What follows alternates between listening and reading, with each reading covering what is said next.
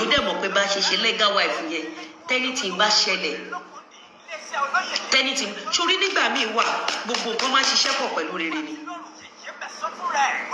Nígbà tí mo lọ fẹ́ Mr. Lawal ẹ̀yin kan tẹ́ ẹ máa mọ sàárì ọmọ yín tẹ́ ẹ mọ ibi tọ́rọ̀ tí ń bọ̀ tẹ́ ẹ tí ẹ mọ nǹkan tó ṣẹlẹ̀ at your age ọjọ́ àti bímọ àgbàlagbà ṣé kò ẹ̀kọ́ èmi ni mo mọ tó lé mi èmi ni mo mọ̀ pé they are after my enemy's life ṣé mo ti fi ẹ̀rí ìwọ̀n yìí rí.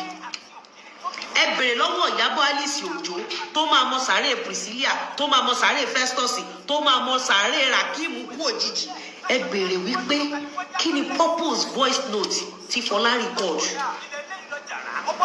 tí ò bá jẹ́ wípé it was a set up to eliminate my enemy and use the voice note láti pín ní ikú àwọn ọmọ Ìyábọ̀ Òjó sọ́rùn Ìyábọ̀ Òjó láì ṣe ikú tèmi sọ́rùn ọkọ mi. Lizzy Anjorin tú àṣírí Ìyábọ̀ Òjó àti Fọlá Tinubu lórí ọ̀rọ̀ bí núdùsì ọkọ rẹ̀ bí ó ṣe jáde o. Ẹ̀yin èèyàn wa ẹ jẹ́ ká gbọ́ èyí tí ó kù. Ìyábọ̀, until you come on social media and tell Nigerians why you instructed Fola to record Mr. Lawal.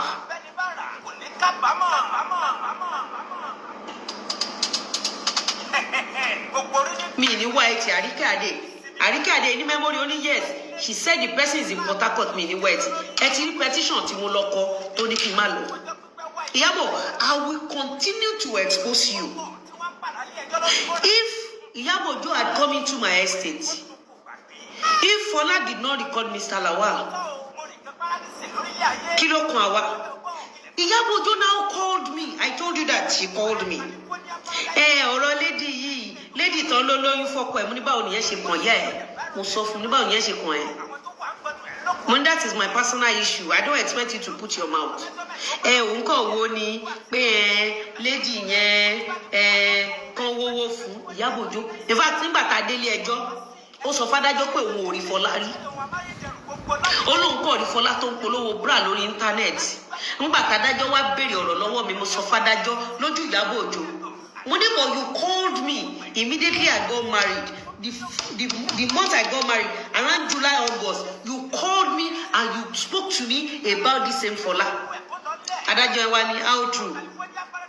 Ṣé ni Ìyábọ̀ Òjó ń wọlé kò lè sọ̀rọ̀? Ìṣe ni Ìyábọ̀ Òjó ń wo ilẹ̀ níwájú adájọ́ kò lè sọ̀rọ̀.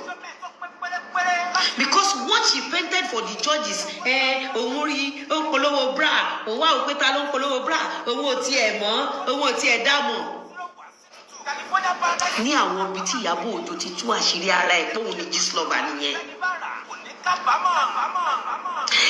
Rí téèyàn máa sọ fún yín pé àdàbí Ìyábọ̀ Òjó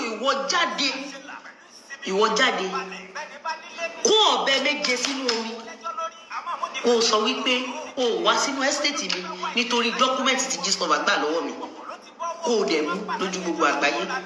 Ìyábọ̀, kó ọ̀bẹ méje sínú omi kó o fi búra wípé o mọ gbogbo ìgbà tí Fọlá rìkọ́dù Mr. Lawal.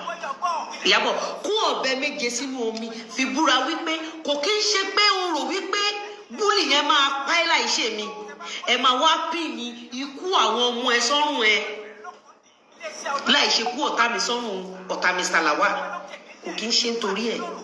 Go and check Fola Shade Sariyu's conversation with Mr. Lawal that they released to Doka.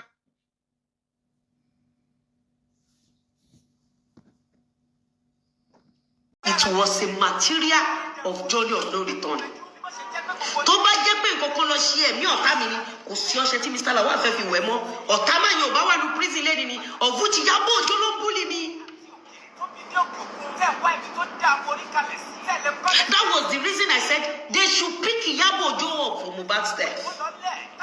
Ṣé rò pé mi mọ nǹkan tí mo sọ ni? Okay, why is Fola pushing narrative for Mr. Lawal kó àwọn lọ búra pé ilé Lizzy ni mò ń lọ yìí? Fola was giving us vibes of Mr. Lawal lọ gbá Lizzy.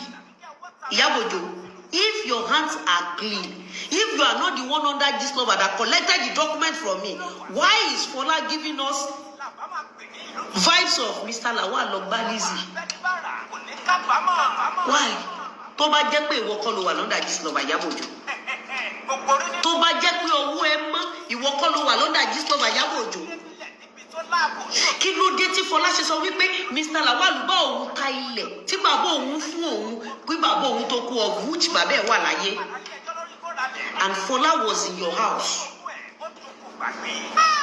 and Nigerians are telling me ẹ má gbogbo yín tẹ́ bá sọ pé kí n má sọ̀rọ̀ mọ́ ẹ máa gbókù ọmọ sí ni. Do you know what I've endured? Do you know what IYABO OJO has done to me? Do you know how this lady wanted to eliminate my enemy just because they collected the document of my house? The same thing she did to Naira Marley. She was pushing Mohbad to be saying, don't back who call on Naira Marley. The same thing you did with Mr. Lawal. IYABO, until Nigerian police investigate this number and pick up this number.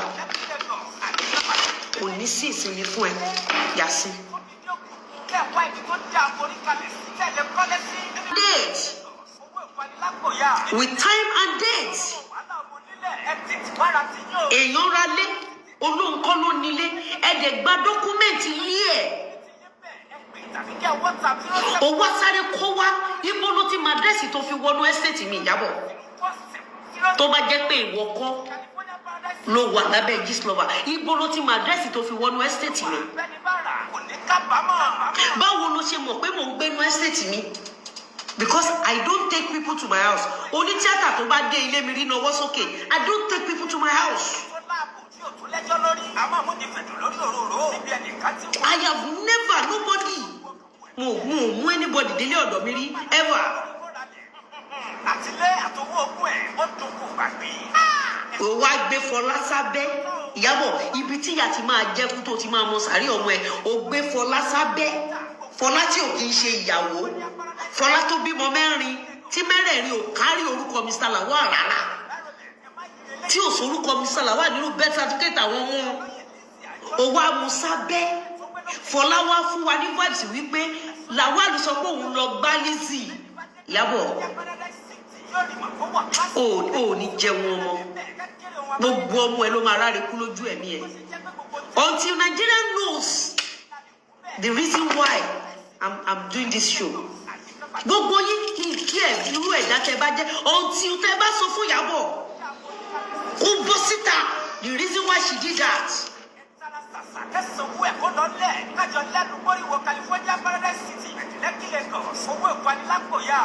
No retreat, no surrender. Ìyábọ̀, I'm not gonna leave you. Oh, bad luck, court to possibility. I'm not gonna leave you until you tell Nigerians the truth. Listen and listen good. What IYABO OJO did to Mr. Lawal can be your son.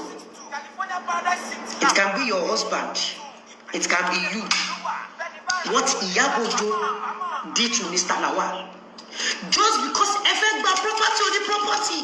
Ìwọ IYABO OJO, Mohbad di kú ta ikú, ó ti mú ìyàwó ilé. Mohbad di kú ta ikú, ó ti preach.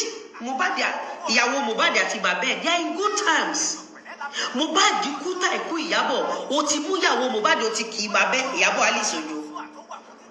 Ó ti bẹ̀rẹ̀ sí ní pé Naira Marley kó wá ṣe disclosure royalty kó dẹ̀ san owó ẹ̀ sí account foundation ẹ̀. Tó bá jẹ́ pé advanced country ni Ìyábọ̀ wá wà prison because you are the first suspect for that statement, for that video of yours, you are the first suspect.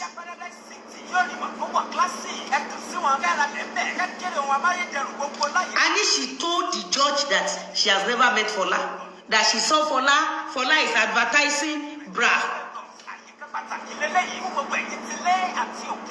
How can you be pulling down people's children? Ìyá kan ló bí Mr. Lawal, torí Lizzy fẹ́ Mr. Lawal, Ìyábọ̀ báwo ló ṣe kùn ẹ́? Choice of my man, báwo ló ṣe kùn ẹ́? Mansion yẹn ti wà lójú ẹ.